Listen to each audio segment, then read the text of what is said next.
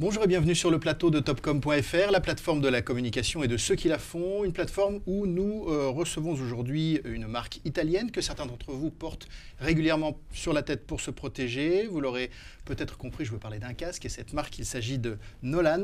Nolan qui prend la parole en France dans une campagne, à travers une campagne digitale assez inédite, pour nous présenter sa nouvelle plateforme de marque, mais pas que. Et pour en parler, je reçois aujourd'hui Sébastien Casartelli, vous êtes directeur de Nolan Group France, oui. Et Hervé Française, vous êtes le président de l'agence OCO. Bonjour à tous les deux. Bonjour. Merci d'avoir accepté notre invitation. Donc si tous les motards et cyclomotoristes connaissent Nolan et l'ont probablement porté au moins une fois dans leur vie, est-ce que vous pourriez quand même nous en dire un petit peu plus sur la marque, déjà pour tous les autres, aujourd'hui, oui. À travers quelques chiffres et quelques mots? Eh bien, Nolan, c'est une marque de casque qui est née en 1972, donc on va approcher de son cinquantenaire. Ce sont des casques qui sont fabriqués, conçus, ils sont développés, ils sont imaginés, inventés même parfois en Italie, à côté de Bergame, Brembatte e di Sopra. C'est une petite ville provinciale typique de l'Italie du Nord. Depuis 1972, on ne fait que ça. Des casques pour motocyclistes et que les nôtres. Donc on a vraiment dans notre histoire un parcours jalonné de plein de tentatives, de réussites, d'échecs parfois bien sûr, mais je pense que nous avons une bonne connaissance historique et même produit sur le marché. Nous sommes les seuls aujourd'hui en Europe à rester encore debout, à produire des casques. D'accord. Le reste du marché, c'est l'Asie, oui, ça, beaucoup. Une grosse production est faite en Asie, bien évidemment, pour des questions de coûts. Et puis ensuite, on va trouver quelques sous-traitants en Europe, au Portugal ou en Europe centrale pour faire de l'assemblage. D'accord. Vous êtes sur ce marché à quel rang Oh, c'est difficile parce qu'il n'y a pas de corporatif, il n'y a pas d'association. On se partage des chiffres. Alors c'est un peu un poker menteur. Je dirais qu'on est depuis toujours dans le top 5. Nous avons été premiers sur le marché fut un temps, et puis aujourd'hui on doit être le 5e acteur peut-être sur ce marché. C'est une estimation raisonnable, je pense. Vous, donc on se voit aujourd'hui parce que vous prenez la parole à travers une campagne qui a été conçue par l'agence OCO. Il y avait une raison particulière, je disais dans l'introduction, cette campagne elle présentait une nouvelle plateforme de marque. Quelle était la raison qui vous incitait à revoir la plateforme de marque aujourd'hui? Eh bien en fait parce qu'il n'y en avait plus. Tout simplement. Voilà. C'est une bonne raison. Je pense que les années 2000, nous les avons traversées avec une première partie extrêmement euphorique, avec des produits ultra leaders sur tous les marchés, à l'international comme en Europe et bien évidemment en France. Et puis petit à petit, la concurrence s'est faite de plus en plus ardue. Nous nous sommes perdus dans des recherches de produits, dans des recherches de communication aussi. Et le temps passe vite. Et au bout d'un moment, il a fallu prendre les choses en main. Ça a été mon rôle, donc une grande réflexion pour savoir comment, mais surtout avec qui. Parce que c'est le partenaire qui me permet pleinement d'exprimer ce qu'est la marque Nolan, tout ce que je sais, puisque ça fait déjà plus de 25 ans que je travaille pour cette marque. Et c'est comme ça que j'ai atterri chez Hervé dans l'agence OCO. D'accord. Là, vous disiez, si j'entends bien, donc il y a une période un petit peu de flottement durant laquelle la marque, même si tout allait plutôt bien en termes de business, c'était un peu perdu en termes d'image. Elle renvoyait plus rien de particulier en termes d'image. Oui, je parle exclusivement du marché français dont j'ai la charge. Et finalement, nous suivions de loin, sans vraiment des liens forts avec notre maison mère en Italie, leur communication, qui était une communication, j'ai envie de dire, un petit peu tranquille. On prend ce qu'on a, on le fait bien, mais on s'arrête là. Et finalement, ce on s'arrête là permet aux autres de nous dépasser. C'est ça, d'accord. Donc du coup, alors l'enjeu, j'imagine, pour Nolan, c'est de retrouver la place qui était la sienne auparavant. Est-ce qu'il y a d'autres enjeux? J'ai envie de dire, c'est d'abord et avant tout remettre Nolan à sa juste place. Nolan, ce n'est pas une marque de casque. Nolan, je l'ai dit en introduction, Nolan conçoit, développe, fabrique des casques en polycarbonate lexan. Nous sommes les seuls pratiquement sur la planète à le faire. Un choix technologique initial, c'est-à-dire dès le départ, on est sur cette matière. Qu'est-ce que ça a de particulier, cette matière? C'est un thermoplastique qui a des caractéristiques propres extrêmement élevées, performantes, et du coup des contraintes de travail aussi très compliquées.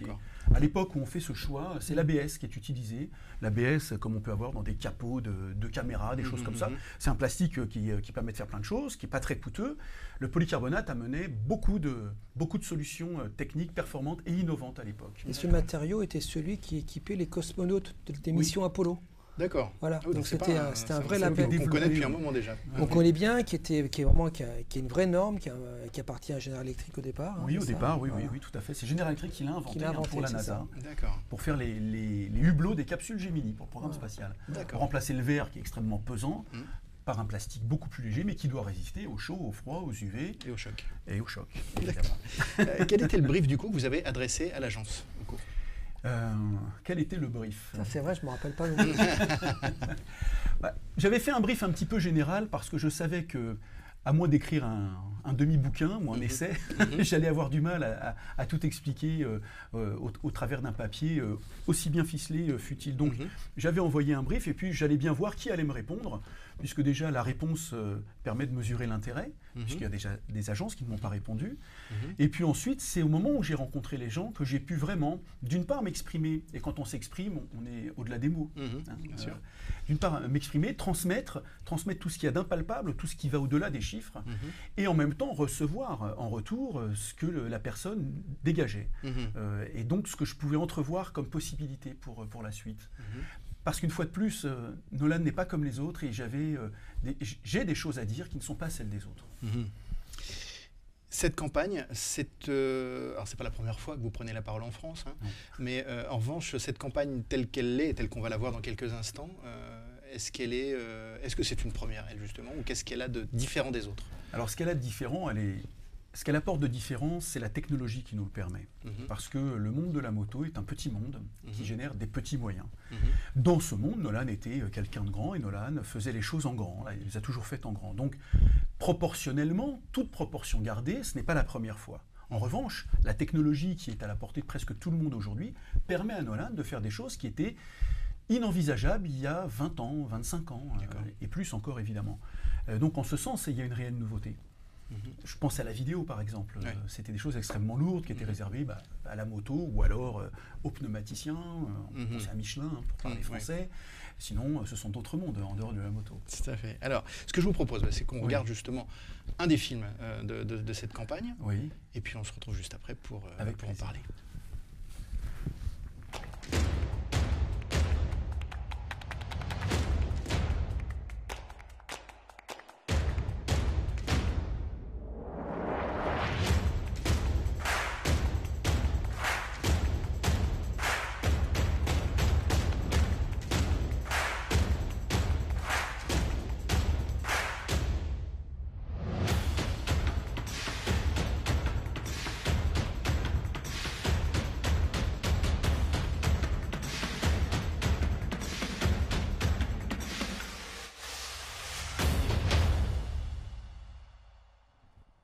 Voilà, donc on vient de voir un des 4 films en format long, il y en a un 5e en format court, dont on va parler aussi dans quelques instants. On voit, quand on regarde ce film et quand on regarde les 3 autres, qu'il y a un traitement très particulier, qui n'est pas celui qu'on attend d'un équipementier ou d'un fabricant de casques.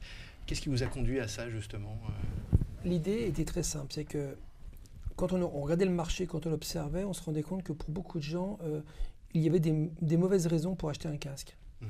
Non pas que les consommateurs soient mal informés ou soient idiots, mais il y a des tentations par rapport à un prix ou par rapport à un design.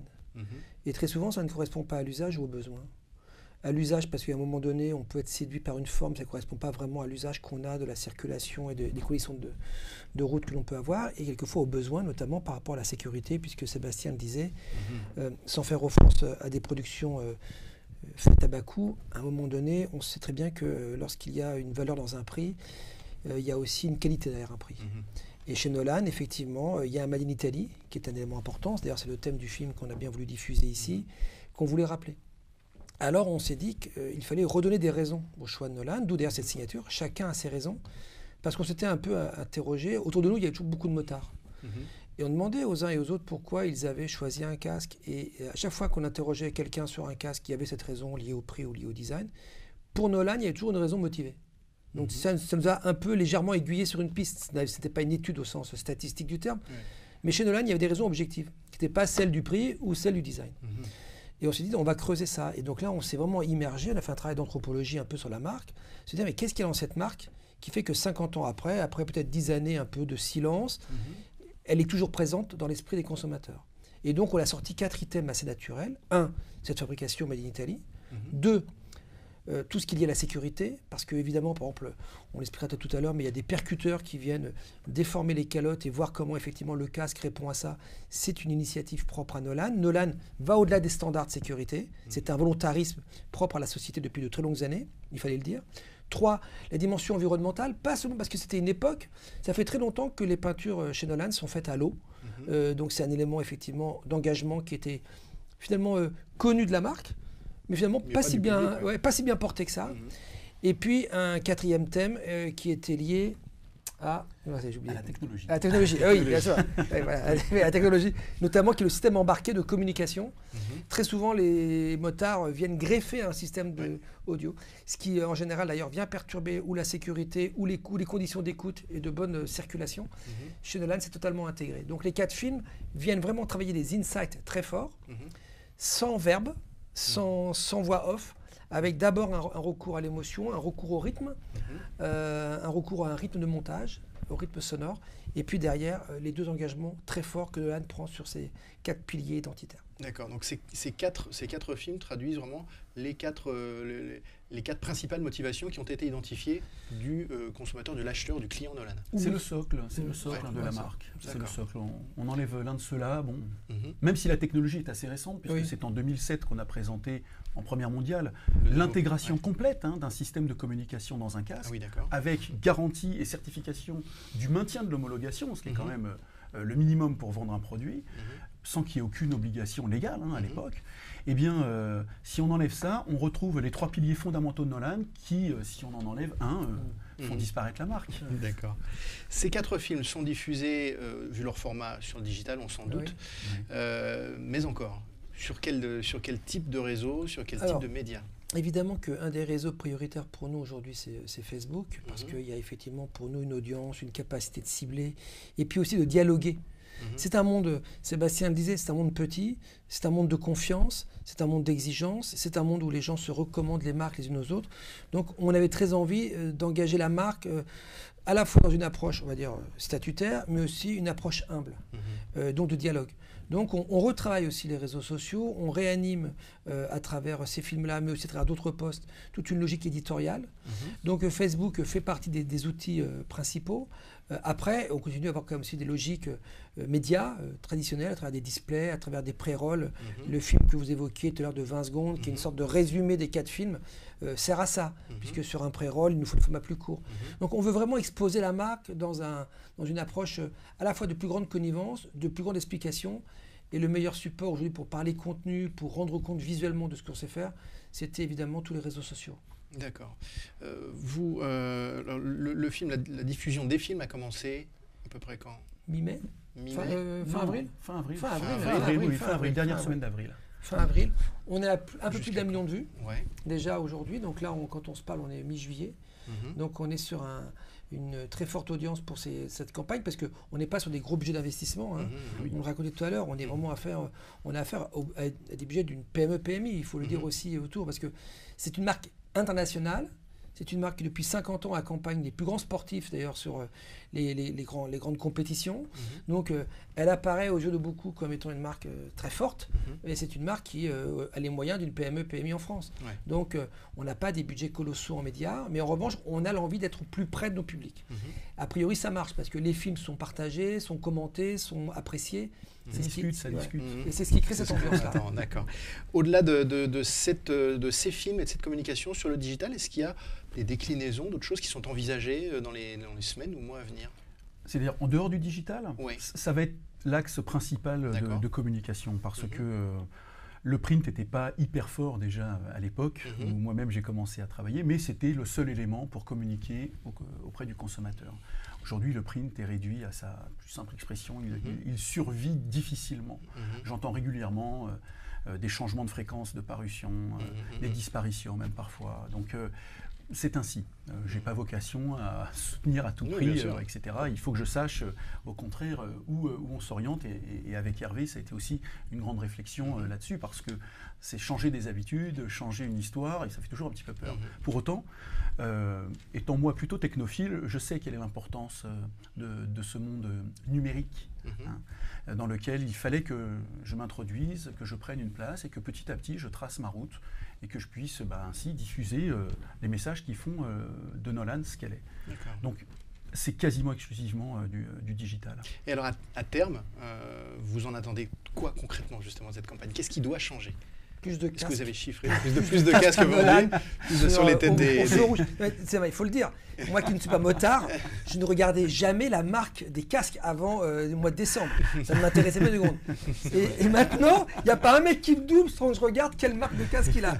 Alors bon, pour l'instant, je vois un peu plus de Nolan, mais c'est peut-être juste mon œil qui est peut-être plus attiré par ça. Sélectif peut-être. L'objectif, évidemment, on veut augmenter les ventes. L'objectif, c'est qu'on veut aussi recréer du lien entre les équipes commerciales qui existent, évidemment, et les réseaux. Donc là, on redonne de la matière, on redonne à voir. On veut aussi passer par la prescription des clients.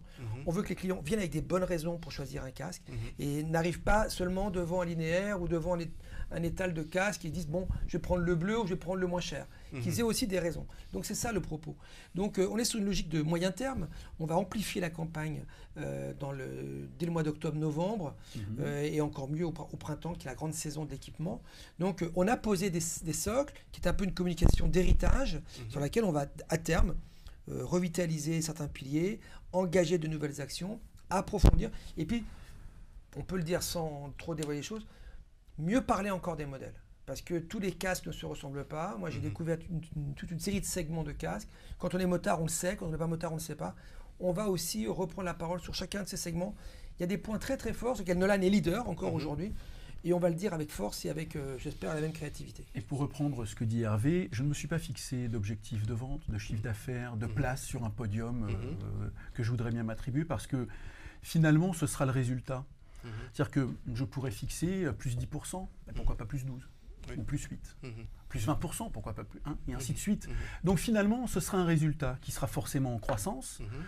Je le souhaite... je souhaite cette croissance la plus sûre possible. Parce que, comme a dit Hervé, c'est un travail sur du moyen long terme, j'ai envie de dire. C'est-à-dire que, évidemment, je ne peux pas engager sur 5 ans, on est sur des tailles très réduites d'entreprise, mais je ne travaille pas à 6 mois. Je travaille à 6 mois, ce sont d'autres techniques. Je n'ai pas besoin de tout le savoir d'Hervé, de toute sa créativité. J'ai besoin d'autres leviers. Donc, je suis vraiment sur un travail de fond. C'est comme un train à vapeur qu'on lance, voyez, ou même un TGV d'ailleurs. Il faut du temps. Oui, il y a une inertie. Je prends ce temps. La vitesse de pointe sera la vitesse de pointe qu'on atteindra. Voilà, je ne me suis pas fixé d'objectif. Bon, je ne voudrais pas arriver à Marseille en plus de 5 heures. Je pense que Valérie doit être motard. Je verrai dans 6 mois s'il a un Nolan. On verra certainement. C'est possible. Bien, en tout cas, je vous remercie d'avoir répondu à mes questions. Merci Valérie. Merci. Et moi, je vous dis à bientôt sur topcom.fr.